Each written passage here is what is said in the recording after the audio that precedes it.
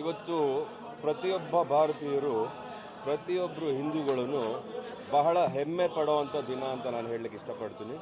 ಯಾಕಂದರೆ 500 ವರ್ಷಗಳ ನಂತರ ಈ ಒಂದು ವಿಚಾರದಲ್ಲಿ ರಾಮನ ಪ್ರಾಣ ಪ್ರತಿಷ್ಠಾಪನೆ ಅಯೋಧ್ಯೆಯಲ್ಲಿ ನಡೀತಾ ಇದೆ. ಅದನ್ನು ಬಹುಶಃ ಪ್ರತಿಯೊಬ್ಬರೂ ಅದನ್ನು ನಾವು ಆ ಸಂಭ್ರಮಿಸ್ತಾ ಇದ್ದೀವಿ ಅಂದರೆ ಬಹಳ ಖುಷಿ ಆಗುತ್ತೆ.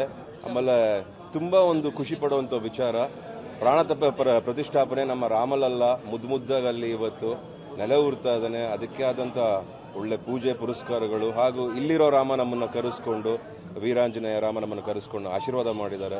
ಸೊ ಖುಷಿ ಆಗುತ್ತೆ. ಪ್ರತಿಯೊಬ್ಬರು ಭಾರತೀಯರು ಇವತ್ತು ಹೇಳಬೇಕಾಗಿರೋದು ಇಷ್ಟೇ, ಜೈ ಶ್ರೀರಾಮ್, ಜೈ ಶ್ರೀರಾಮ್, ಜೈ ಶ್ರೀರಾಮ್.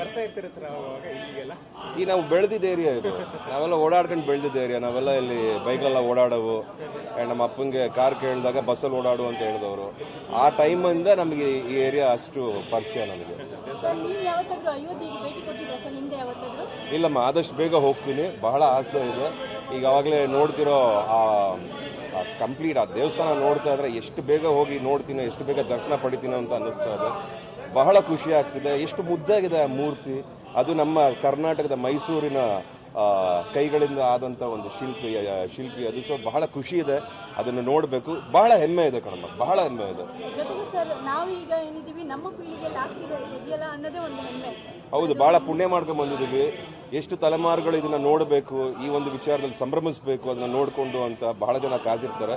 ಇವತ್ತು ನಮ್ಮ ತಾತ ಮುತ್ತಾತಂದ್ರಿಗೆಲ್ಲ ನಾವು ಹೇಳ್ಬೋದು, ಆಗಿದೆ ನೆಮ್ಮದಿಗಿರಿ, ಆಗಿದೆ ಈ ಒಂದು ಅಯೋಧ್ಯದಲ್ಲಿ ರಾಮಲಲ್ಲನ ಪ್ರತಿಷ್ಠಾಪನೆ ಆಗಿದೆ, ಪ್ರಾಣ ಪ್ರತಿಷ್ಠಾಪನೆ ಆಗಿದೆ, ಖುಷಿಯಾಗಿರ್ಬೇಕು ಅಂತ ಹೇಳ್ಬೋದು ಅಂತ ಒಂದು ಹೆಮ್ಮೆ ಇದೆ.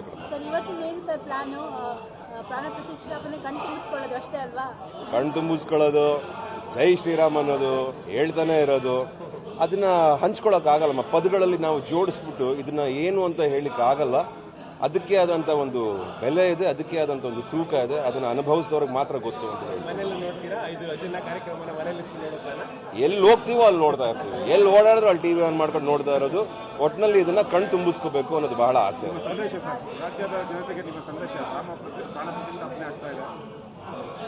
ಎಲ್ಲಿ ಹನುಮನೋ ಅಲ್ಲಿ ರಾಮನೋ, ಎಲ್ಲಿ ಹನುಮನೋ ಅಲ್ಲಿ ರಾಮನೋ, ಎಲ್ಲಿ ರಾಮನೋ ಅಲ್ಲಿ ಹನುಮನೋ, ಎಲ್ಲಿ ಹನುಮನೋ ಅಲ್ಲಿ ರಾಮನೋ.